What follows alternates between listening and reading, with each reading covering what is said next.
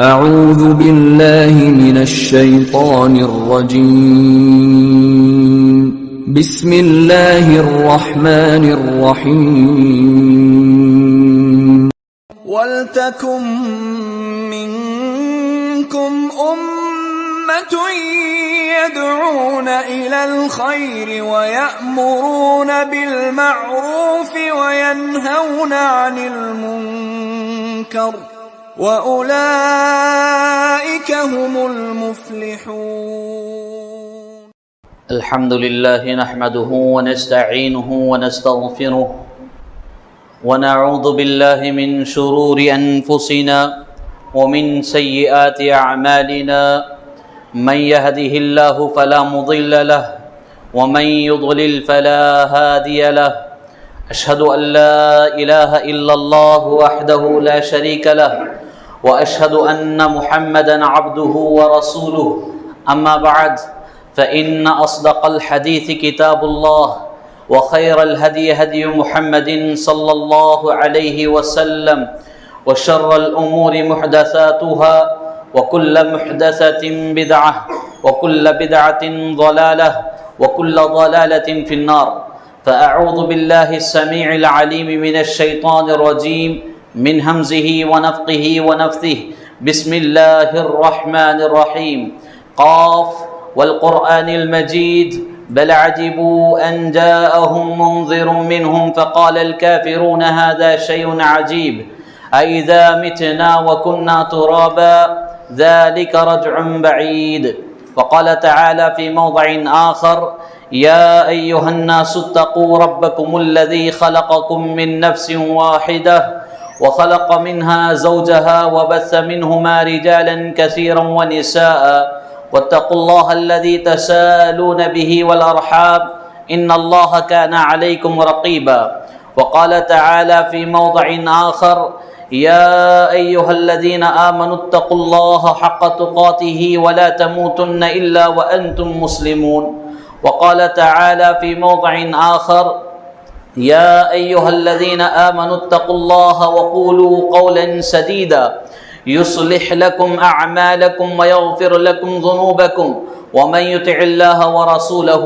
فقد فاز فوزا عظيما قال الله تبارك وتعالى في كلامه المجيد والفرقان الحميد قل إن صلاتي ونسكي ومحياي ومماتي لله رب العالمين وقال فصل لربك وانحر قابل احترام بزرگان دین، نوجوانان اسلام، پردہ نشین خواتین اسلام، پیارے بچوں، تمام قسم کی تعریف و توصیف، حمد و ثنا، کبریائی و بڑائی، پاکیزگی اللہ وحدہ لا شریک لہ کے لیے لائق و زیبا ہے۔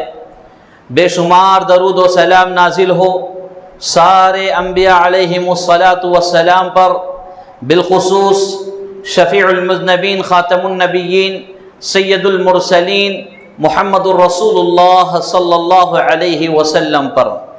حاضرین جمعہ، آج ایک نہایت ہی اہم عنوان لے کر میں آپ کے گوشے گزار کھڑا ہوں۔ وقت کا ایک اہم عنوان ہے۔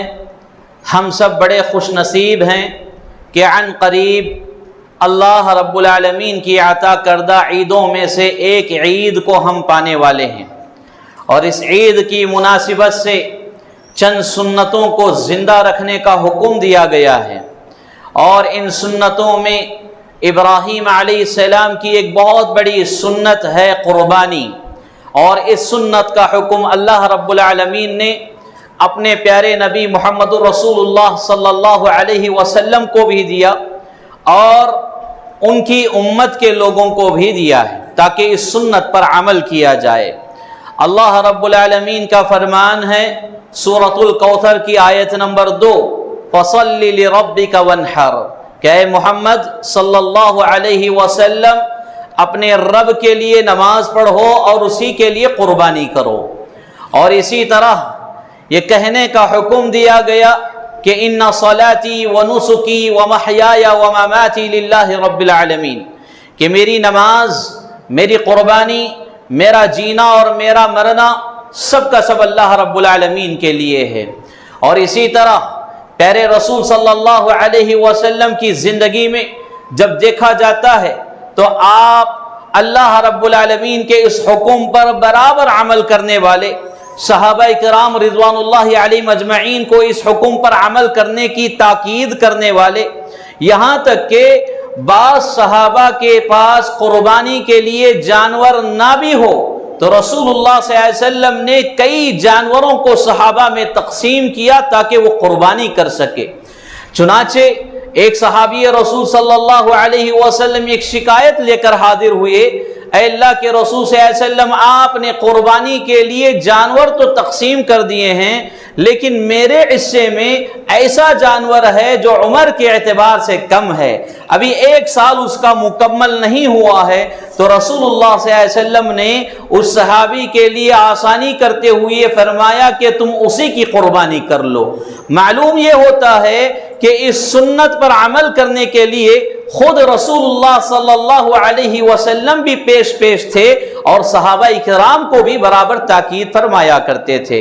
حاضرین جمعہ، قربانی اس کا حکم سنت مؤکدہ ہے، یعنی ہر صاحب استطاعت پر قربانی کرنا واجب ہے، یعنی قربانی اس کے مال کی حیثیت سے کرے، جتنی حیثیت اس کے پاس ہے اس حیثیت کو لے کر قربانی کرے۔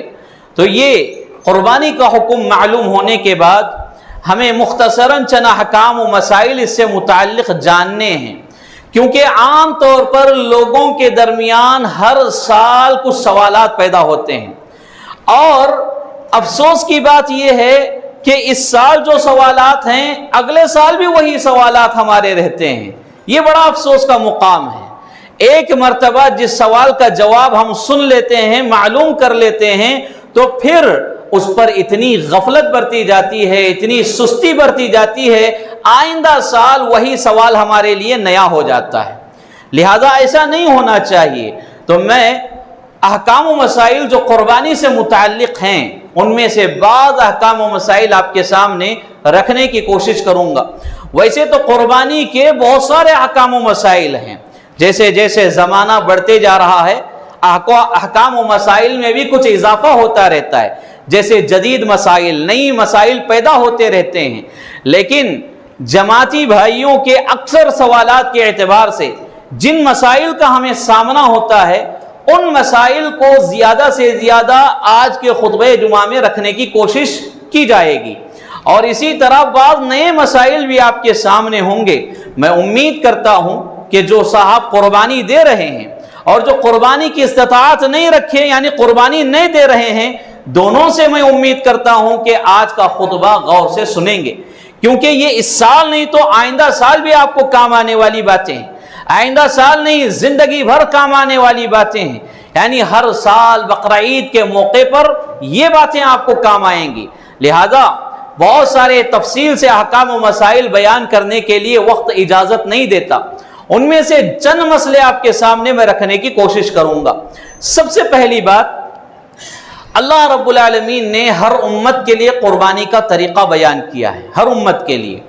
ویسے ہی محمد رسول اللہ صلی اللہ علیہ وسلم کی امت کے لیے بھی قربانی کا طریقہ بیان کیا ہے، جو رسول اللہ صلی اللہ علیہ وسلم کے ذریعے کتب احادیث میں موجود ہے۔ مختلف صحیح احادیث کی روشنی میں رسول اللہ صلی اللہ علیہ وسلم سے ہمیں یہ طریقہ معلوم ہوتا ہے۔ قربانی کے جانور سے متعلق 6 بنیادی باتیں ہمیں معلوم ہونی چاہیے، اور یہ 6 باتیں اس جانور کے اندر رہنا بے حد ضروری ہے، لازمی ہے۔ تو وہ 6 باتیں کون سی ہیں؟ سب سے پہلی بات، جانور بہیمۃ الانعام میں سے ہو۔ بہیمۃ الانعام کس کو کہتے ہیں؟ یعنی ایسے جانور جو پالتو ہیں، گھریلو جانور ہیں، اونٹ، گائے، بکری اور اسی طرح بھیڑ۔ ان 4 جانوروں کا مفسرین کرام نے سورۃ الحج کی آیت نمبر 4 کے تحت بیان کیا ہے، جس میں اللہ تبارک و تعالیٰ کا فرمان ہے وَلِكُلِّ أُمَّةٍ جَعَلْنَا مَنْسَكًا لِيَذْكُرُوا اسْمَ اللَّهِ عَلَى مَا رَزَقَهُم مِّن بَهِيمَةِ الْأَنْعَامِ۔ یعنی اس آیت میں اللہ سبحانہ و تعالیٰ یہ فرما رہا ہے کہ ہر امت کے لیے ہم نے قربانی کا طریقہ عطا فرمایا ہے تاکہ بہیمۃ الانعام پر لوگ اللہ رب العالمین کا نام لے سکیں۔ مطلب یہ ہے کہ بہیمۃ الانعام سے ہی قربانی کرنا چاہیے، جیسے اونٹ ہے اور اسی طرح گائے ہے، بکری ہے، بھیڑ ہے، اور ان کا جو میل ہوتا ہے، یہ تو فیمیل کا ذکر کیا گیا ہے، ان کے جو میل آتے ہیں تو میل اور فیمیل اسی جنس سے جو ہو تو اس کی قربانی کی جائے گی۔ یہاں بات یہ معلوم ہوئی کہ اس سے بڑے شاندار قسم کے جانور ہی کیوں نہ ہو، جیسے ہرن ہے، نیل گائے ہے، اور بہت سارے جانور آتے ہیں جو ان جانوروں سے زیادہ قیمت والے یا شاندار اعلیٰ قسم کے مانے جاتے ہیں، لیکن ان جانوروں کی قربانی جائز نہیں ہے، تو ان جانوروں کی قربانی کرنا چاہیے۔ تو قربانی کے جانور سے متعلق سب سے بنیادی اور پہلی بات ہمیں یہ معلوم ہونی چاہیے کہ جانور بہیمۃ الانعام میں سے ہو، اور دوسری بات قربانی کے جانور سے متعلق جو ہے جانور معین عمر کا ہو، یعنی جانور کی عمر بتائی گئی ہے، اس عمر کا جانور ہونا چاہیے، اس سے کم والا جانور قربانی کے لیے کام نہیں آ سکتا۔ جیسے بہیمۃ الانعام میں 4 قسم کے جانوروں کا تذکرہ ہے، ان میں ایک جانور ہے بھیڑ، اور اس کو جذعہ کہا جاتا ہے، یعنی جذعہ سے اوپر، یعنی 6 مہینے کے اوپر اس کی عمر ہونا چاہیے، آدھا سال۔ 6 مہینے سے اندر کا اگر کوئی بھیڑ ہے تو اس کی قربانی نہیں ہوگی، 6 مہینے کے اوپر والے عمر کا ہے تو اس کی قربانی ہو سکتی ہے اور اس کی قربانی جائز ہے۔ اس کے علاوہ جو 3 جانوروں کا تذکرہ یہاں موجود ہے ان کے لیے الگ عمر، یعنی دودھ کے دانت گر کر جو اصل دانت آتے ہیں ان دانتوں کا اعتبار کیا جائے گا۔ جیسے شارحین حدیث اور محدثین و فقہاء کرام نے ایک آسان سا طریقہ یہ بتایا ہے ان کی عمر پہچاننے کا، کہ اونٹ کی تقریباً 5 سال کی عمر کے وقت اس کے دانت، دودھ والے دانت گر کر اصل دانت آگے رہتے ہیں، اور گائے کے لیے 2 سال کی مدت بتائی گئی، اور بکری بکرا کے لیے 1 سال کی مدت، یعنی کل 12 مہینے کا ہونا چاہیے، اور دودھ کا دانت جا کر جو اصل دانت ہے، دودھ کے دانت گرے ہوئے ہوں، ایسے جانور کو قربانی میں اعتبار کیا جائے گا۔ اس سے چھوٹی عمر والا جانور قربانی کے لیے استعمال نہیں کیا جائے گا۔ تو یہاں معلوم یہ ہوا کہ قربانی کے جانور کی عمر یہ بتائی گئی کہ اونٹ 5 سال کا ہو، گائے 2 سال، بکری یا بکرا 1 سال، اور بھیڑ کم از کم 6 مہینے کا ہو۔ اور یہاں ایک اہم مسئلہ یہ ہے کہ بعض لوگ صرف عمر پوچھ کر جانور خرید لیتے ہیں، ایسا نہیں ہونا چاہیے۔ کبھی ہو سکتا ہے کہ جانور کا مالک جانور بیچنے کی حرص میں ابھی 11 مہینے کا جانور ہے تو آپ کو 12 مہینے بتا سکتا ہے، یا پھر عام طور پر غیر مسلموں سے ہم جانور خریدتے ہیں تو غیر مسلم احباب کو یہ سب باتیں معلوم نہیں رہتی، 10 مہینے کے جانور کو 12 مہینے کہہ کر بیچ سکتا ہے۔ لہذا یہاں پر فقہاء کرام نے یہ بات بتائی، جب تک آپ دانتوں کی شناخت نہیں کر لیتے اس وقت تک جانور خریدنا نہیں چاہیے۔ دانتوں کی شناخت، دانتوں کی پہچان جب ہو جائے اور آپ مطمئن ہو جائیں تو اس وقت جانور خرید لینا چاہیے۔ اسی طرح تیسری بات جو قربانی کے جانور سے متعلق ہمیں ملحوظ خاطر رکھنی ہے وہ ہے جانور عیبدار نہ ہو، یعنی کسی قسم کا نقص اس میں نہ ہو، کسی قسم کی کمی نہ ہو۔ بسا اوقات آنکھ کے اعتبار سے جانور کمزور ہوتا ہے، یعنی کانا جانور ہے، یعنی ایک آنکھ ہی آپ کو دیکھ رہی ہے تو دوسری آنکھ ہی کہیں درخت کو دیکھ رہی ہو، تو اس کا مطلب ہوتا ہے کانا۔ تو ایسے آنکھوں والا جانور نہیں لینا چاہیے۔ اور اسی طرح بسا اوقات جانور کی آنکھ میں مار لگ کر آنکھ پھوٹ گئی ہو، ایک آنکھ اندھا ہو اور ایک آنکھ سلامت ہو، تو ایسا جانور بھی قربانی کے لیے نہیں چلے گا کیونکہ یہ عیبدار ہے، نقص والا ہے۔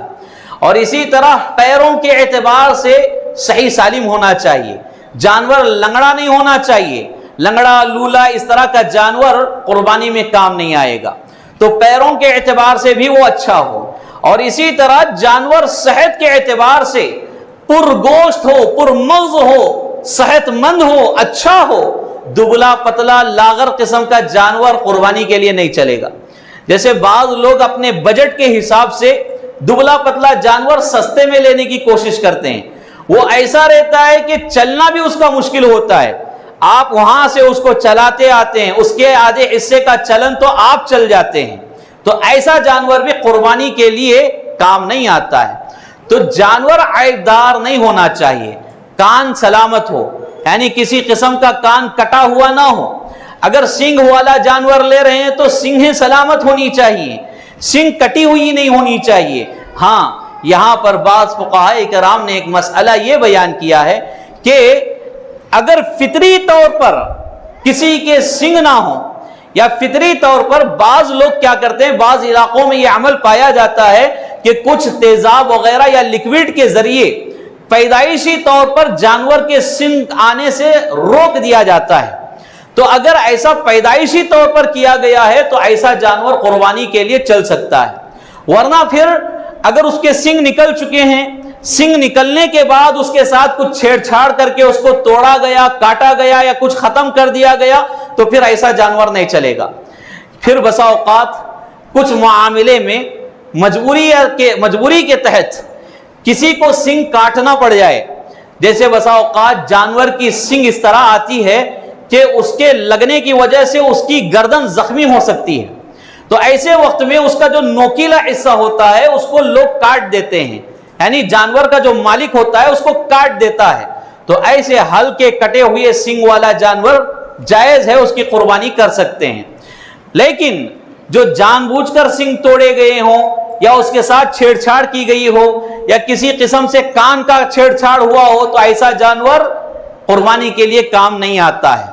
اور یہاں ایک مسئلہ یہ بھی ہے، جیسے گائے وغیرہ کا مسئلہ، بڑے جانوروں کا مسئلہ، آج حکومتی سطح پر انشورنس کا ایک بلڈا ملتا ہے اور وہ جانور کے کان میں ڈالا جاتا ہے۔ اگر اس طرح کوئی ڈالا گیا ہو تو ایسا جانور بھی قربانی کے لیے جائز ہے، کیونکہ یہ کچھ حکمت اور مصلحت کے تحت ڈالا گیا ہے اور یہ عیب والے جانوروں میں شمار نہیں کیا گیا ہے۔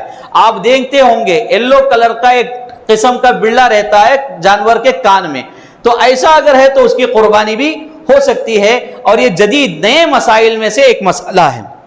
نمبر 4، جانور قربانی کرنے والے کی ملکیت میں ہو۔ ایسا نہ ہو کہ قربانی کرنے والا جانور اپنی ملکیت میں لیا ہی نہیں ہے، یا تو پیسوں کا معاملہ ہے یا پھر وہ جانور کہیں سے چرا کر لایا ہو۔ عام طور پر نیچے طبقے کے کچھ لوگ ہوتے ہیں جنہیں قربانی کی اہمیت معلوم نہیں رہتی، لیکن لوگوں کے ساتھ وہ قربانی کرنا چاہتے ہیں، کسی اور کا جانور پکڑ کر لائے، قربان کر لیے، تو یہ قربانی جائز نہیں ہے اور ایسی قربانی قابل قبول بھی نہیں ہے۔ اور اسی طرح جانور خود کی ملکیت میں رہنے کا مطلب یہ ہے کہ کسی کے گروی میں رہن میں نہیں ہونا چاہیے۔ جیسے جانور کسی کے پاس گروی رکھا گیا ہے، رہن میں رکھا گیا ہے، تو ایسی چیز کو لا کر کیا ہے ہم ذبح نہیں کر سکتے جب تک وہ ہماری ملکیت میں نہ آ جائے، پوری طرح اس کی خرید و فروخت خریداری ہم نہ کر لیں، اس وقت تک وہ ہمارے لیے کام نہیں آ سکتا۔ چھٹی بات یہ ہے کہ جانور محدود وقت میں ذبح کیا جائے۔ محدود وقت سے مراد جو وقت کتب احادیث میں بیان کیا گیا ہے، عید کے دن سے لے کر 11، 12، 13 ذی الحجہ تک، اس کی شام تک، سورج غروب ہونے تک اس کا وقت ہے، تو اس وقت کے درمیان جانور ذبح کیا جائے تو یہ قربانی قابل قبول ہے۔ اس کے بعد اگر کوئی کرتا ہے بلا عذر، کوئی شرعی عذر نہیں ہے، یعنی وقت ختم ہونے کے بعد 14ویں تاریخ کو کر رہا ہے، 15ویں تاریخ کو کر رہا ہے، تو ایسے آدمی کی قربانی قابل قبول نہیں ہے۔ تو قربانی کے جانور سے متعلق یہ 6 باتیں ہمیں یاد رکھ لینی چاہیے۔ اب آئیے چند احکام و مسائل اور ہیں جو آپ کے سامنے مختصر میں بیان کرتے جاؤں گا، اور یہ سارے باتیں میں نصوص کے بغیر بیان کر رہا ہوں، دلیل کے بغیر بیان کر رہا ہوں۔ کیوں؟ اس لیے کہ وقت اجازت نہیں دیتا، لیکن جو باتیں بیان کی جا رہی ہیں یہ ساری باتیں صحیح احادیث کی روشنی میں ہیں۔ آپ یہ بات مان کر چلیں، براہ کرم خطبہ جمعہ کے دوران فون بات نہیں کرنا چاہیے، فون رکھ دیں۔ اور اسی طرح جو بھائی کیمرہ وغیرہ فون کا اوپن کر کے ویڈیو بناتے ہیں، اللہ سے ڈریں، ایسا کام نہیں کرنا چاہیے۔ خطبہ جمعہ جو ہے بالکل غور و فکر سے غور کے ساتھ سننا چاہیے۔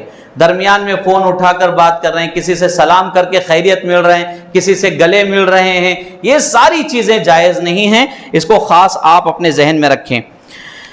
جو اہم مسئلہ ایک ہے، جیسے عام طور پر لوگوں کے درمیان سوال ہوتا ہے کہ کیا بھینس کی قربانی جائز ہے؟ کیونکہ بھینس بھی 4 پاؤں والا جانور ہے، 4 پیر والا جانور ہے، وہ بھی گائے کی طرح، بیل کی طرح ہی ہے، تو کیا بھینس کی قربانی جائز ہے؟ بھینس کی قربانی سے متعلق ایک بہت لمبا چوڑا اختلاف فقہائے کرام میں ہے، اور وہ اختلاف بیان کرنے کے لیے یہاں پر عصر تک کا وقت بھی کم پڑ جائے گا، میں سمجھتا ہوں۔ اس لیے خلاصہ کلام یہ ہے کہ بھینس کی قربانی کا کوئی جواز صحیح احادیث میں نہیں ملتا کہ بھینس کی قربانی کی جائے، کیونکہ صحابہ کرام رضوان اللہ علیہم اجمعین کے زمانے میں بھی بھینس موجود تھی، تابعین تبع تابعین کے زمانے میں بھی بھینس موجود تھی، لیکن کسی نے بھینس کی قربانی کیا ہو اس طرح کا کوئی ثبوت نہیں ملتا۔ لہٰذا ہمیں گائے اور بیل کے ذریعے قربانی دی جا سکتی ہے، بھینس کی قربانی دینے سے بچنا چاہیے۔ اور اسی طرح ایک مسئلہ ہے، قربانی کیا کرنے والا، قربانی جس جانور کی جا رہی ہے، اگر وہ جانور خصی کیا ہوا ہو، خصی والا جانور قربان کر سکتے ہیں یا نہیں کر سکتے ہیں، ایک سوال ہے۔ عام طور پر لوگ یہ سمجھتے ہیں کہ جانور کے اندر کوئی نقص نہ ہو، کوئی بگاڑ نہ ہو، تو یہاں قصی کرنا گویا کہ جانور کے اندر بگاڑ ہے سمجھتے ہیں۔ یہ بگاڑ نہیں ہے، بلکہ بعض لوگ جانور کو صحت مند بنانے کے لیے، پرگوشت بنانے کے لیے، طاقتور بنانے کے لیے قصی کرتے ہیں، تو قصی کیا ہوا جانور قربانی کے لیے جائز ہے، اور رسول اللہ صلی اللہ علیہ وسلم نے بھی قصی کیا ہوا جانور قربانی کے لیے استعمال کیا ہے، جیسا کہ صحیح حدیث سے اس کا ثبوت ملتا ہے۔ ایک اور مسئلہ ہے، قربانی کرنے کے بعد، ذبح کرنے کے بعد اگر ذبح کرنے والے کے کپڑے پر خون لگ جائے، جانور کا خون لگ جائے، تو کیا ایسے کپڑوں پر آدمی نماز پڑھ سکتا ہے یا نہیں پڑھ سکتا ہے؟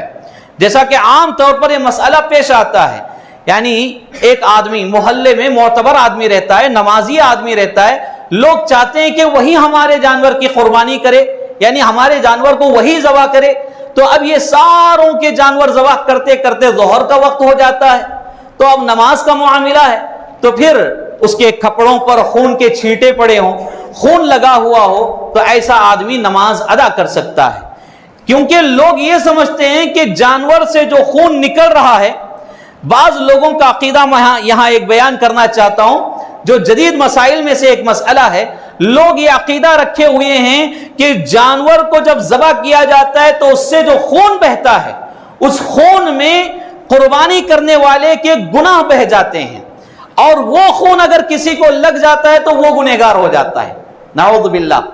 ایسا مسئلہ آج ہمارے لوگ بنا لیے ہیں، جبکہ شریعت میں ایسی کوئی بات نہیں ہے۔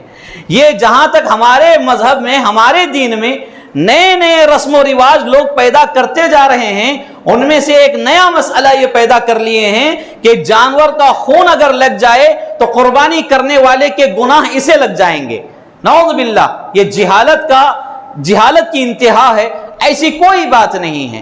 لہذا اگر جانور کا خون کسی کے کپڑوں پر اچھلے، کسی کے کپڑوں پر لگ جائے تو وہ ناپاک نہیں ہے، تو اس میں آدمی نماز بھی ادا کر سکتا ہے۔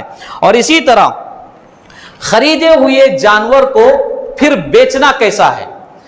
بس اوقات کیا ہوتا ہے، آدمی ایک جانور خرید لیتا ہے، اب اس کو بیچنے کی ضرورت پڑ رہی ہے، تو اس کا مسئلہ کیسا، بیچ سکتا ہے نہیں بیچ سکتا ہے؟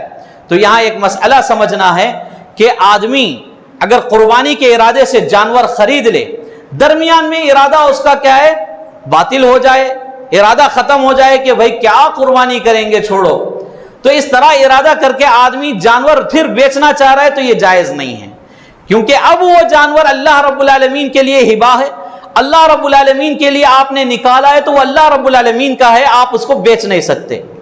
ہاں البتہ ایک مسئلہ یہاں یہ پیدا ہوتا ہے کہ جس نے جانور خریدا ہے، جانور خریدنے کے بعد اچانک اس کی طبیعت بگڑ گئی، اس کو کچھ بیماری لاحق ہو گئی، اب اس کے پاس علاج کے لیے پیسے نہیں ہیں، جانور 40-50 ہزار روپے کا خرید لیا لیکن اب علاج کے لیے پیسے نہیں ہیں، تو ایسے وقت میں آدمی اس جانور کو بیچ سکتا ہے اور آئی ہوئی رقم سے اپنا علاج کروا سکتا ہے۔ دیکھیے شریعت کتنی آسان ہے، آدمی کی بیماری کا خیال کرتے ہوئے شریعت اس کے اوپر قربانی بھی بنا کر رہی ہے کہ پہلے اپنی صحت کا علاج کرا لے، پھر اس کے بعد جب صحت مند ہو جائے تو اگلے سال قربانی دے سکتا ہے۔ تو شریعت بڑی آسان ہے. اللہ رب العالمین نے اپنے بندوں کے ساتھ بڑا رحم و کرم کا معاملہ کیا ہوا ہے. تو میرے بھائیوں، خام و خواہ ایسا بیچنا، خریدا ہوا جانور بیچنا جائز نہیں ہے کسی مصلحت اور حکمت کے تحت. اور دوسری بات یہ کہ لینے کے بعد معلوم ہوا کہ جانور کے اندر کوئی بیماری ہے تو اس کو بدلنا چاہتے ہیں، تو اس کو آپ بیچ کر دوسرا جانور خریدنے کا ارادہ ہے تو ایسے وقت میں بھی بیچا جا سکتا ہے. اس کے علاوہ خام و خواہ ارادہ بدل کے قربانی سے ہٹتے ہوئے جانور بیچنا یہ جائز نہیں ہے. اور اسی طرح ایک اہم مسئلہ، جانور ذبح کرتے وقت بسم اللہ پڑھنے کا مسئلہ. بسم اللہ اللہ اکبر جو پڑھتے ہیں، کیا بسم اللہ اللہ اکبر قربانی کرنے والا بندہ پڑھے گا یا ذبح کرنے والا بندہ پڑھے گا؟ یہاں دو باتیں ہیں. ایک ہوتا ہے ذبح کرنے والا آدمی، اور ایک بازو میں کھڑا رہتا ہے قربانی کرنے والا آدمی جس کی جانب سے قربانی کی جا رہی ہے. ان دونوں میں سے کون بسم اللہ اللہ اکبر پڑھے گا؟ تو یہاں مسئلہ یہ کہ ذبح کرنے والا بسم اللہ اللہ اکبر پڑھے گا. ٹھیک ہے، بسم اللہ اللہ اکبر ذبح کرنے والا پڑھے گا. اس کے ساتھ میں اور بھی کچھ دعائیں مشروع ہیں جو صحیح حدیث سے ثابت ہیں، وہ دعائیں بھی پڑھی جا سکتی ہیں. تو میرے بھائیو، عام طور پہ ہوتا کیا ہے، لوگ جہالت کے اعتبار سے، یعنی ناعلمی میں، نادانی میں ایسا سمجھتے ہیں ذبح کرنے والے نمازی ہیں، ان کے پاس علم نہیں ہے، تو وہ کیا سمجھتے ہیں قربانی کرنے والا بسم اللہ اللہ اکبر پڑھے گا، تو اس کو بازو کھڑا کر کے بسم اللہ اللہ اکبر اس سے پڑھوا کر یہ ذبح کرتے ہیں. تو یہ صحیح طریقہ نہیں ہے، بلکہ ذبح کرنے والا بسم اللہ اللہ اکبر پڑھ کر ذبح کرے گا. دوسری بات اس کے ضمن میں یہ ہے، اگر آدمی یہ پڑھنا بھول جائے تو کیا یہ جانور ہمارے لیے حلال ہو سکتا ہے یا حرام ہے؟ تو ایسی صورت میں آدمی اگر بھول گیا تو پھر یہ جانور ہمارے لیے حلال ہے، حرام نہیں ہوگا، کیونکہ نیت کافی ہے اس کے حلال ہونے کے لیے. بسم اللہ اللہ اکبر زبان سے کہنا یہ افضل ہے.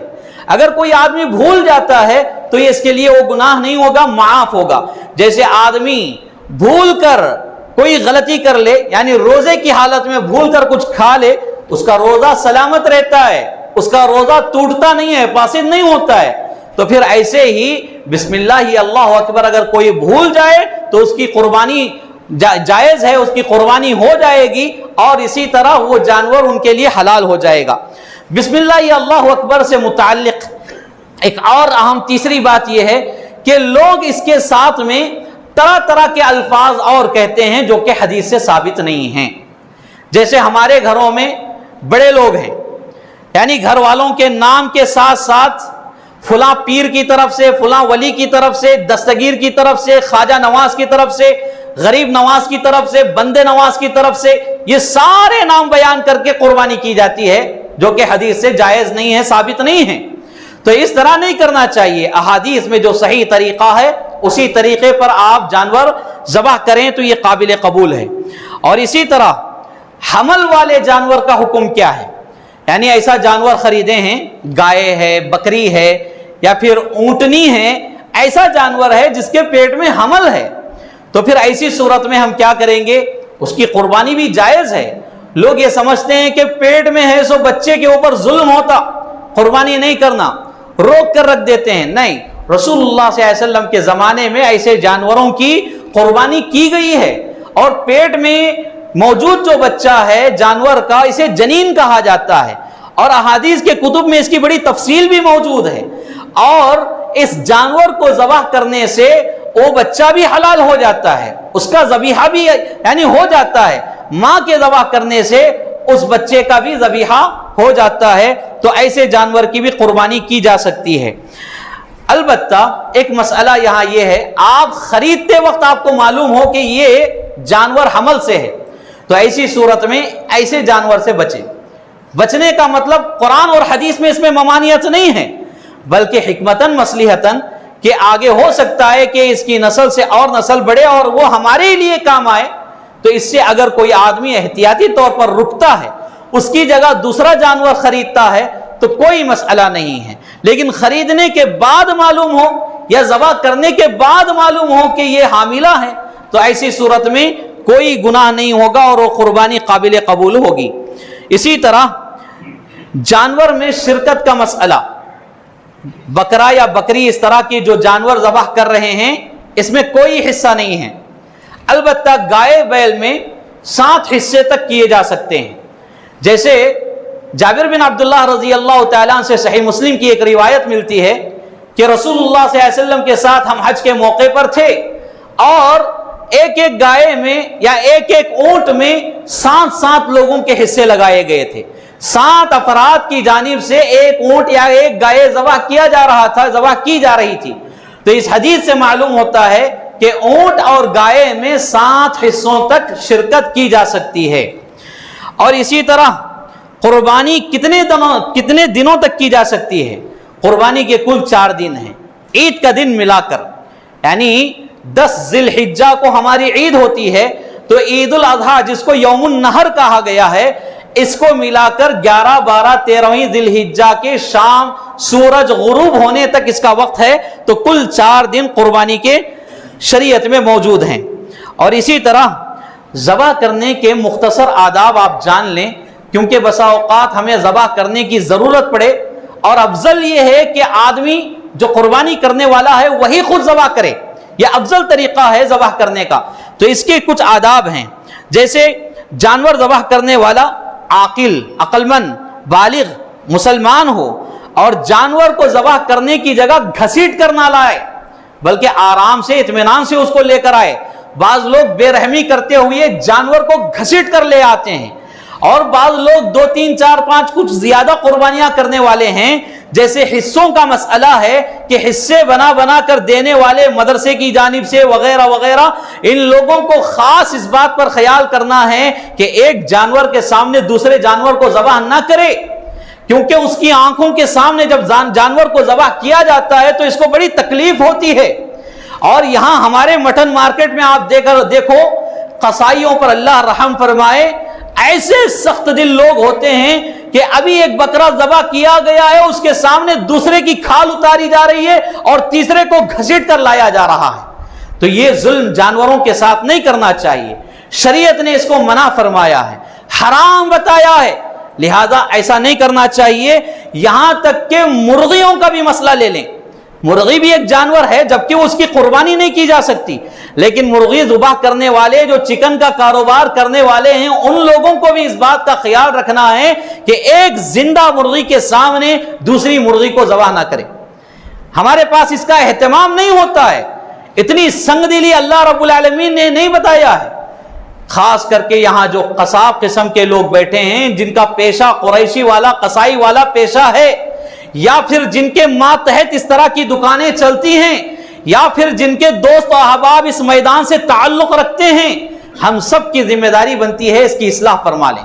قربانی کے موقع پر بھی اور عام دنوں کے موقع پر بھی، جیسے بازار جا رہے ہیں اتوار، جمعہ، منگل وغیرہ گوشت خریدنے کے لیے، تو وہاں یہ ستم دیکھا جاتا ہے. تو ایسا نہیں ہونا چاہیے.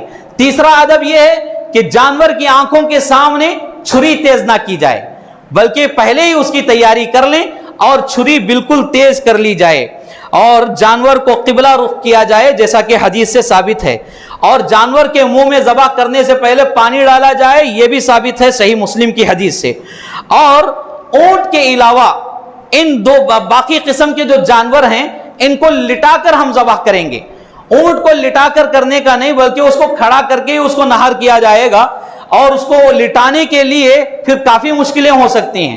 بہرکیف اونٹ کے علاوہ دوسرے جانوروں کو لٹا کر ذبح کرنا چاہیے، یہ آداب میں سے ہے.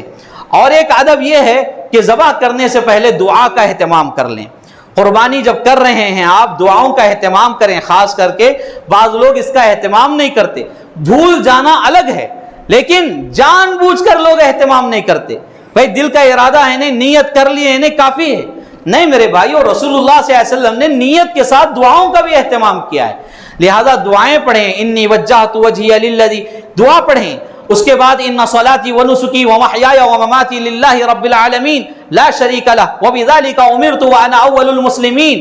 دعا پڑھیں، بسم اللہ اللہ اکبر اللہم منک ولک اللہم تقبل عن فلان واہل بیتہ، یعنی جس کی قربانی کی جا رہی ہے اس کا نام لے کر اس کے گھر والوں کی طرف سے کہہ کر ذبح کرنا. اس حدیث کو علامہ البانی رحمۃ اللہ علیہ نے مشکات المصابیح کی تخریج میں اس کو صحیح بتایا ہے، اور شیخ شعیب الارناؤط رحمہ اللہ نے اس کی تحسین کی ہے. تو بہرکیف یہ طریقہ جانور ذبح کرنے کا ہے. آئیے ایک اور اہم مسئلہ، خواتین بھی جانور ذبح کر سکتی ہیں۔ یعنی ابو موسیٰ الاشعری رضی اللہ تعالیٰ عنہ سے یہ عمل ملتا ہے کہ وہ اپنی بیٹیوں سے جانور ذبح کرواتے تھے، اپنی بیٹیوں کو جانور کی قربانی ذبح کرنے کا حکم دیا کرتے تھے۔ لہذا گھر میں اگر عورتیں ہیں وہ ذبح کرنا چاہتی ہیں تو بالکل ان کے ہاتھ سے ذبح کروایا جا سکتا ہے۔ اور ہمارے بزرگ بوڑھے قسم کے جو لوگ ہوتے ہیں وہ کہتے ہیں کہ نہیں، عورت ذبح کرے گی تو وہ جانور حرام ہے، وہ جانور حلال نہیں ہوگا، یا پھر عورت کے اندر جو نحوست ہے، جبکہ عورت کے اندر نحوست ہے، وہ نحوست جانور میں آ جائے گی، اس جانور کا گوشت کھائیں گے تو وہ بھی منحوس ہو جائیں گے۔ اس طرح کی باتیں جہالت کے اعتبار سے جو کی جاتی ہیں، یہ ساری باتیں غلط ہیں، بے بنیاد ہیں، اور ایسی باتوں سے بچنا چاہیے۔ یعنی خواتین بھی قربانی کر سکتی ہیں، ذبح کر سکتی ہیں۔ قرض دار آدمی ہے، اس کے اوپر قربانی ضروری نہیں ہے۔ آدمی پہلے اپنا قرض ادا کرے، کیونکہ قرض کا مسئلہ بڑا مسئلہ ہے، قربانی کا مسئلہ بعد کا مسئلہ ہے۔ آپ کے پاس کچھ روپیے ہے، 20,000 روپیے ہے، اور آپ قرض ہیں، کسی کو دینا ہے، تو آپ پہلے اپنا قرض ادا کریں، اگلے سال ہو سکتا ہے انشاءاللہ اللہ آپ کو قربانی کی توفیق دے۔ بعض لوگ کیا کرتے ہیں، قرض اپنی جگہ، اس کے باوجود ہزاروں روپیے کی قربانی والے جانور خرید کر قربانی کرتے ہیں، اور قرض ادا کرنے سے پہلے اگر انتقال ہو جائے تو اللہ رب العالمین کے پاس گرفت ہو سکتی ہے۔ لہذا پہلے قرض کی ادائیگی کر لیں، پھر اس کے بعد قربانی کا سوچیں۔ قربانی کے جانور میں ایک اہم مسئلہ ہے 3 حصے بنانے کا، اور یہ مسئلہ اتنا سنگین ہو چکا ہے آج، لوگ ایسا سمجھتے ہیں کہ قربانی کے جانور میں 3 حصے اگر نہیں بنائیں گے تو ہماری قربانی ہی قبول نہیں ہوئی ہے۔ ایسا مسئلہ نہیں ہے، قربانی کے جانور میں 3 حصے بنانے کا کہیں پر ثبوت نہیں ہے میرے بھائیوں۔ اگر بناتے ہیں تو اچھی بات ہے، افضل ہے، لیکن لازمی نہیں ہے۔ قربانی کے جانور میں حکم یہ ہے کہ آپ اپنے گھر والوں کو لے کر اس سے کھائیں، اور غریبوں کو کھلائیں، مسکینوں کو کھلائیں، جو محتاج ہیں ان کو دیں۔ یہ بات بیان ضرور کی گئی ہے، رشتہ داروں میں جو غریب ہیں ان کو تو پہلے دے دینا چاہیے، یہ مسائل بیان کیے گئے ہیں، لیکن 3 حصے اگر نہیں بنائیں گے تو ہماری قربانی قابل قبول ہی نہیں ہے۔ اس طرح سوچنا یہ غلط ہے، لہذا آپ ایسا نہ سوچیں، البتہ یہ کوشش ضرور کریں کہ قربانی کے یہ حصے، یعنی قربانی کا گوشت اپنے غریب رشتہ داروں تک پہنچے، مسکینوں تک پہنچے، اور آپ خود بھی اس سے فائدہ اٹھا سکیں۔ اور قربانی کا گوشت غیر مسلم کو بھی دیا جا سکتا ہے، جائز ہے۔ قربانی کی رقم کسی بیمار آدمی کو دینا کیسا ہے؟ بعض لوگ سوچتے ہیں کسی کی بچی کی شادی کے لیے، کسی کی بیماری کے علاج کے لیے، اس طرح ہم آج اس سال کی قربانی کی رقم دے دیں گے اور ہمیں قربانی کا ثواب مل جائے گا، ایسا سوچتے ہیں۔ نہیں، قربانی کا ثواب الگ ہے۔ اگر آپ مدد کرنا چاہتے ہیں تو اپنے جیب سے کوئی عطیہ کریں، کوئی ہدیہ کریں، کوئی چیز دیں، قربانی کی رقم ان کو نہ دیں۔ البتہ یہاں ایک بات یہ معلوم ہوتی ہے، آدمی کے پاس قربانی کے پیسوں کے علاوہ کوئی روپیہ اب نہیں ہے، کوئی پیسہ نہیں ہے، اب اس کو خود اس کے رشتہ داروں میں، اس کے پاس پڑوس میں یا غریب لوگوں میں بیماری ہوئے، اس کا علاج کروانا ہے، اب مجبوری ہے، اور اس کے آدمی جو بیمار آدمی ہے اس کے آگے پیچھے کوئی آدمی نہیں ہے، وہ بے سہارا ہے، بے امر مددگار ہے، تو ایسے آدمی کو اپنی رقم دے سکتا ہے، اور اس پر اللہ رب العالمین نے اجر و ثواب دے سکتا ہے، امید اللہ کے ساتھ خیر کی لگائی جا سکتی ہے۔ لیکن خواہ مخواہ اس طرح یعنی زیادہ ہمارے اندر تقوی و پرہیزگاری بتاتے ہوئے ہم کسی کو اٹھا کر دے دیے اور ثواب کی نیت لگا رہے ہیں، تو یہ مناسب نہیں، یہ مناسب نہیں۔ تو یہ ایک اہم مسئلہ ہے۔ اسی طرح قربانی کے لیے قرض لینا کیسا ہے؟ قربانی بعض لوگ اہم سمجھتے ہیں اور اس کے لیے قرض لیتے ہیں، کسی سے قرض لے کر قربانی کرتے ہیں، تو قرض لے کر قربانی کرنا لازمی، واجب یا ضروری نہیں ہے۔ ہاں، قربانی کرنا ایسے وقت میں مستحب ہے، کیونکہ قربانی صاحب استطاعت پر ہے، مالدار آدمی پر ہے، قرض لے کر کرنے والے پر ضروری نہیں ہے۔ اگر کوئی کرتا ہے تو حرج کی بات نہیں، لیکن یہاں ایک شرط فقہائے کرام نے یہ بیان کی ہے کہ اس آدمی کے لیے یہ یقین ہونا چاہیے کہ وہ اگلی سیلری سے وہ اپنا قرض ادا کرے یا آگے آنے والے پیسوں سے اپنے قرض ادا کر سکتا ہے۔ اس طرح یقین ہے تبھی وہ قرض لے۔ اگر یقین نہیں ہے کہ وہ قرض ادا نہیں کر سکتا ہے تو ایسی صورت میں قرض لے کر قربانی کرنے کی ضرورت نہیں ہے۔ مثال کے طور پر ابھی ہم کیا ہے منتھ کے بالکل اخیر میں چل رہے ہیں، اور ایسی صورت میں بعض لوگوں کی سیلریاں منتھ کے بالکل اخیر میں ملتی ہیں، یا کسی کی سیلری منتھ کے سٹارٹنگ میں ملتی ہیں، تو ایسی صورت میں اب عید کیا ہے بالکل قریب ہے، مہینے کے اخیر میں ہے، تو ہمارے پاس پیسہ نہیں ہے، تو ہم کسی سے پیسہ اب لے کر جانور خرید سکتے ہیں اور اگلے مہینے کی جیسے ہی تنخواہ آئی اس کو ادا کر سکتے ہیں، تو یہ جائز ہے۔ اور اسی طرح قربانی کے جانور میں عقیقے کی نیت سے حصے نہیں ڈالنا چاہیے، یہ بہت اہم مسئلہ ہے۔ پہلی بات تو یہ ہے کہ عقیقے کے جانور سے متعلق آپ اپنے ذہن میں یہ بات رکھ لیں کہ عقیقہ جو کیا جاتا ہے بچے کی جان مکمل ہے تو ایک جان مکمل آپ کو جانور دینا ہے، عقیقے کے جانور میں بھی حصے نہیں دینا ہے بلکہ ایک جان مکمل دیں، کیونکہ جان کے بدلے جان آپ دے رہے ہیں، جان کے بدلے حصے دینا نہیں ہے، ایک بنیادی بات ہے۔ اور دوسری بات یہ کہ قربانی کے موقع پر، عید الاضحیٰ کے موقع پر کوئی آدمی ایک گائے خرید لیتا ہے، کوئی آدمی ایک اونٹ خرید لیتا ہے، اور اس کے پاس 2 لڑکے ہیں، ایک لڑکی ہے، تو 2 لڑکوں کے 2 حصے کر کے 4 بنا لیا، لڑکی کا ایک حصہ عقیقے کا 5 بنا لیا، باقی 2 حصے اپنے جانب سے کر لیا، یا 5 حصوں میں ہی قربانی کر دیا، یہ جائز نہیں ہے میرے بھائیوں۔ صحابہ کرام، تابعین، تبع تابعین، سلف صالحین کی ساری سیرتیں آپ کھنگال کر دیکھ لیں، کسی سے اس طرح کا ثبوت نہیں ملتا، اور آج اس طرح کے جو فتوے دے رہے ہیں لوگ، یہ شریعت پر ظلم ہے، شریعت پر زیادتی ہے، ایسا نہیں ہونا چاہیے۔ لہذا عقیقے کی نیت سے قربانی کا جانور ذبح نہیں کیا جا سکتا۔ اور اسی طرح جانور کے کھال کا مسئلہ، یعنی اس کی جو کھال چمڑی ہوتی ہے، اس کا جو چمڑا ہوتا ہے، بعض لوگ کیا کرتے ہیں، یہ چمڑا قصائی کو سونپ دیتے ہیں۔ اب قصائی کی جو فیس ہے 1500 1800 کچھ بھی ہو، یہ کھال دینے کے بعد کچھ اس میں سے کاٹ لیتے ہیں، اجرت کے طور پر اگر یہ چمڑا دیا جا رہا ہے تو یہ جائز نہیں ہے، قصائی کو دے رہے ہیں یا کسی اور کو بیچ رہے ہیں، یعنی چمڑے والوں کو لے جا کر بیچ رہے ہیں، یہ جائز نہیں ہے، یعنی پیسوں کے لیے کام نہیں کیا جائے گا۔ البتہ اس کا چمڑا، جیسے قربانی کا جانور کا گوشت ہم خود استعمال کر سکتے ہیں تو چمڑا ہم خود استعمال کر سکتے ہیں، گوشت کسی اور کو، غریبوں کو دے سکتے ہیں تو چمڑا بھی غریبوں کو دے سکتے ہیں، تو ایسے مسئلے ہیں۔ اور اس مسئلے میں اہم مسئلہ ذکر کرنے کا یہ کہ قصائی کو لوگ کیا ہے پیسے کٹ کرتے ہوئے چمڑا خبلا دیتے ہیں، اور اسی طرح اس کے سرے پائے خبلا دیتے ہیں، یہ مناسب نہیں ہے، جائز نہیں ہے، اس طرح کے اعمال سے بچنا ہے۔ آخری ایک اہم مسئلہ میں بیان کر کے اپنی بات ختم کر دوں گا، وہ یہ ہے کہ اب تک تو ہم کیا سنے ہیں کہ جانور ایسا ہو، جانور ویسا ہو، جانور نقص والا نہیں ہونا، عیب والا نہیں ہونا، گوشت والا ہونا، فلاں ہونا، فلاں ہونا، فلاں ہونا، اور ہر سال ہماری یہی کوشش رہتی ہے، لیکن کیا کبھی ہم نے یہ سوچا ہے کہ قربانی کرنے والا کیسا ہو؟ جانور تو ایسا ہو ویسا ہو سب سوچ رہے ہیں، اہم مسئلہ قربانی کرنے والا کیسا ہو، کس کی قربانی قبول ہوگی، کس کی قربانی قابل قبول ہے؟ کبھی ہم نے سوچا ہے 40 50 60 70 لاکھ روپے کے، اتنے ہزار کے لاکھ روپے کی قربانی کر رہے ہیں، تو کیا ہم نے یہ سوچا ہے اپنے گریبان میں جھانک کر کیا میری قربانی قابل قبول ہوگی کہ نہیں ہوگی؟ قربانی کرنے والا کیسا ہو؟ مختصراً میں بتانا چاہوں گا، قربانی کرنے والا سب سے پہلے توحید پرست ہونا چاہیے، توحید پرست۔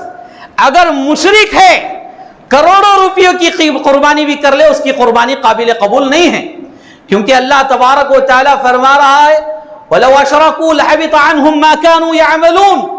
انبیاء اکرام بھی شرک کرتے تو ہم ان کے اعمال کو کیا ہے برباد کر دیتے، غارت کر دیتے۔ تو شرک ایک ایسی بری چیز ہے، لہذا قربانی کرنے والا بندہ سب سے پہلے توحید پرست ہونا چاہیے۔ یہاں جتنے لوگ بیٹھے ہیں، درگاہوں، مزاروں، آستانوں پر جا کر ماتھے ٹیکنے والے، اپنی زمینیں رگڑنے والے، قربانیاں دے رہے ہیں، تو آپ اپنی قربانیوں کے مسئلے میں فکر کریں، کیا آپ کی قربانی قابل قبول ہے؟ اور اسی طرح جو لوگ تعویذ وغیرہ پہن کر، کڑے پہن کر، لال دھاگا، کالا دھاگا، کچا لیمو، پکا لیمو، ہری مرچ، لال مرچ، اور ہرا کپڑے کا ناریل، لال کپڑے کا ناریل، یہ جو عقیدے رکھ کر زندگی گزار رہے ہیں، کیا آپ کی قربانی قابل قبول ہوگی؟ آپ غور کریں، فکر کریں۔ اور دوسری بات یہ کہ قربانی کرنے والا آدمی مخلص ہو، یعنی قربانی خالص اللہ رب العالمین کے لیے ہونی چاہیے. قربانی ذبح کرتے وقت فلاں پیر کے لیے، فلاں ولی کے لیے، کسمور والے کے لیے، رمت آباد والے کے لیے، یہ نام لے کر اگر ذبح کر رہے ہیں تو آپ کی قربانی برباد، آپ کی قربانی قابل قبول نہیں ہے. مخلص ہونا چاہیے. اور تیسری بات، قربانی کرنے والا آدمی رسول اللہ صلی اللہ علیہ وسلم کے طریقے کے مطابق قربانی کرے، وہی قربانی قابل قبول ہے. کیونکہ رسول اللہ صلی اللہ علیہ وسلم فرما رہے ہیں من عمل عملا لیس علیہ امرنا فہو رد، جو کوئی آدمی ایسا عمل کرے جس کا حکم ہم نے نہیں دیا ہے تو وہ عمل مردود ہے، وہ عمل مردود ہے، وہ عمل دھتکارا ہوا ہے، وہ عمل قابل قبول نہیں ہے. تو تیسرا آدمی مخلص ہونا چاہیے. اور چوتھی بات، جو آدمی قربانی کر رہا ہے وہ کیسا ہو؟ وہ متقی اور پرہیزگار ہو، عبادت گزار ہو. کیونکہ اللہ تعالیٰ فرما رہا ہے انما یتقبل اللہ من المتقین، ہم متقیوں سے جو عمل کیا جاتا ہے اسی کو قبول فرماتے ہیں. لہذا قربانی کرنے والا آدمی متقی ہونا. اور آخری بات، پانچویں بات، قربانی کرنے والا کیسا ہو؟ اب لوگ سننے کے بعد کہیں گے مولانا صاحب پورے جمعہ کا خطبہ ہم عمل کر سکتے ہیں، یہ ایک مسئلہ ہم سے نہیں ہوتا، یہ ایسا مسئلہ ہے. ہمارے لوگ آرام سے دل ہی دل میں کہہ لیں گے کیا مسئلہ ہے؟ قربانی کرنے والا نمازی ہو، نمازی. ہاں، یہاں ہماری ہوا نکل جاتی ہے، یہاں ہمارے پرزے ٹائٹ ہو جاتے ہیں. کیونکہ نماز کا جو مسئلہ آیا ہے، ہمیں قربانی کرنا کوئی مشکل کام نہیں، ہزاروں روپے کی قربانیاں ہم کر سکتے ہیں. اور اللہ کے راہ میں کہیں بتاؤ مسجد بنانا ہے، بنا دیں گے. اللہ کے راستے میں کہیں مدرسہ بنانا ہے، بتاؤ بنا دیں گے. اللہ کے راستے میں کہیں پیسہ خرچ کرنا ہے، بتاؤ خرچ کر دیں گے. نماز ایک ہم سے پڑھنے نہیں ہوتا. اگر کوئی بندہ ملتا ہے تو بولو مہینے کو اتنا پیسے دیتی ہمارے حصے کی نماز پڑھا لو. اگر شریعت میں ایسا مسئلہ ہوتا تو میں سمجھتا ہوں آج روئے زمین پر سب سے بڑا مالدار آدمی مسجد کا امام ہوتا. کیونکہ سارے مصلی مہینے کی تنخواہ کے اعتبار سے اسے دے کر اپنی نمازیں پڑھوائیں گے، اپنی نمازیں پڑھوائیں گے. نماز کے چور ہیں، چور ہیں، چور ہیں ایسے لوگ. اور ایسے لوگوں کو اللہ کے یہاں کوئی معافی نہیں مل سکتی. یاد رکھیں، بے نمازی کا ذبیحہ بھی حلال نہیں ہے تو اس کی قربانی کیسے قبول ہو سکتی ہے؟ امام ابن عثیمین رحمۃ اللہ علیہ اور عرب کے بڑے بڑے علم کے چوٹی کے علم والے علماء کا یہ فتویٰ ہے کہ بے نمازی کا کوئی عمل قابل قبول نہیں ہے. شریعت میں یہاں تک بتایا گیا کہ اہل کتاب یعنی عیسائی اور یہودی جانور ذبح کرے تو ان کا جانور کھا لو، لیکن اگر بے نمازی کوئی ذبح کرتا ہے تو اس جانور کو آپ ہاتھ تک مت لگاؤ. بے نمازی کوئی معمولی کام نہیں ہے، کتنا بڑا ہم کام کر رہے ہیں. اور فجر کی نماز سے آپ جائزہ لگائیں ہم میں کون نمازی ہے، کون بے نمازی ہے، شریعت کی دھجیاں اڑانے والے کون ہیں؟ شرم نہیں آتی ہمیں؟ ہم بستر اوڑھ کر سو رہے ہیں، بیوی کی آغوش میں سو رہے ہیں، بچوں کی محبت میں سو رہے ہیں. کہ اللہ کی محبت ان محبتوں کے سامنے پھیکی پڑ گئی تو تم جنت کی امید کیسے لگا سکتے ہو؟ جنت کی امید کیسے لگا سکتے ہو؟ لاکھوں کروڑوں روپیوں کی بھی قربانی کر لو میرے بھائیو، اگر بے نمازی ہیں سن لو میرے یاروں، میرے پیاروں، نماز کے پابند نہیں ہیں، تمہاری قربانیاں قابل قبول نہیں ہیں. یہی آج کے جمعہ کا اصل پیغام ہے. اب آپ اس پیغام پر کتنا عمل کرتے ہیں آج کی عصر کی نماز سے ہی معلوم ہو جائے گا. اور وہی معلوم ہو جائے گا کون کھرے سکے ہیں کون کھوٹے سکے ہیں. میری باتیں سختی کڑوے ضرور ہیں، لیکن میرے بھائیو یہ شریعت ہے، شریعت ہے. اس کے ساتھ نہ میں کھیل چھاڑ کر سکتا ہوں اور نہ آپ چھیڑ چھاڑ کر سکتے ہیں. لہذا نماز کا پابند جو آدمی ہے اسی کی قربانی قابل قبول ہے، ورنہ پھر قربانی قابل قبول نہیں ہے. آج تک آپ نے نمازیں چھوڑی ہیں، اللہ کے لیے توبہ کریں. اللہ بہت بڑا ہے، توبہ کرنے والوں کو پسند کرتا ہے اور معاف کرنے والا ہے، معاف مانگنے والوں کو پسند کرتا ہے. اللہ تعالیٰ معاف فرما دے گا. اب اس کے بعد آپ کو نمازی بن کر زندگی گزارنا ہے انشاءاللہ. تو میرے بھائیو یہ باتیں آپ اپنے ذہن میں رکھ کر چلیں. احکام و مسائل بہت ہیں لیکن یہ مسئلے بہت اہم تھے جو آپ کے گوشے گزار کیے گئے ہیں، اللہ رب العالمین مجھے اور آپ کو عمل کی توفیق عطا فرمائے۔ اللہ تعالی ہمارے درمیان جو کچھ معاملے سنگینی کے ساتھ آگے بڑھتے جا رہے ہیں، اللہ رب العالمین ہمارے لیے آسانیاں پیدا فرمائے۔ جو مصیبتوں میں پریشانیوں میں ہیں اللہ انہیں خوشحال زندگی عطا فرمائے۔ جو قرضوں میں مبتلا ہیں اللہ انہیں نجات عطا فرمائے۔ جو بیمار ہیں اللہ انہیں شفاء کاملہ عاجلہ دائمہ عطا فرمائے۔ اللہ تبارک و تعالی ہماری نمازوں کو قبول فرمائے۔ جو بے نمازی ہیں اللہ انہیں نماز کی توفیق عطا فرمائے، 5 وقتہ نمازی بنائے۔ اللہ تعالیٰ مسجدوں کو آباد کرنے والا بنائے۔ اللہ اور آخرت کے دن پر، دیگر چیزوں پر، جن باتوں پر ایمان رکھنا ہے اس پر مضبوطی کے ساتھ ایمان رکھنے کی ہمیں توفیق عطا فرمائے۔ اللہ ہمیں صراط مستقیم پر چلائے۔ اللہ صحابہ و صحابیات رضوان اللہ علیہم اجمعین کی مقدس جماعت پر سلامتیں رحمتیں نازل فرمائے اور توحید کی سرزمینوں کی حفاظت فرمائے، حرمین شریفین کی حفاظت فرمائے، خادمین حرمین شریفین کی حفاظت فرمائے۔ اللہ ہماری نمازوں کو، ہمارے روزوں کو اور اسی طرح ہماری عبادتوں کو، ہمارے خاص کر کے قربانیوں کو جو قربانی کرنے کا ارادہ رکھتے ہیں، اللہ سب کی عبادتوں کو، قربانیوں کو قبول فرمائے اور نیکیوں کو ہمارے لیے نجات کا ذریعہ بنائے۔ اللہ تبارک و تعالی ہمارے گناہوں کو، ہمارے خطاؤں کو معاف فرمائے، درگزر فرمائے۔ اللہ جب تک دنیا میں رکھے حالت ایمان میں رکھے، توحید پر ثابت قدم رکھے، جب خاتمہ ہو تو خاتمہ بالخیر فرمائے۔ آمین یا رب العالمین۔ اقول قولی ھذا استغفر اللہ لی ولکم ولسائر المسلمین وما توفیقی الا باللہ۔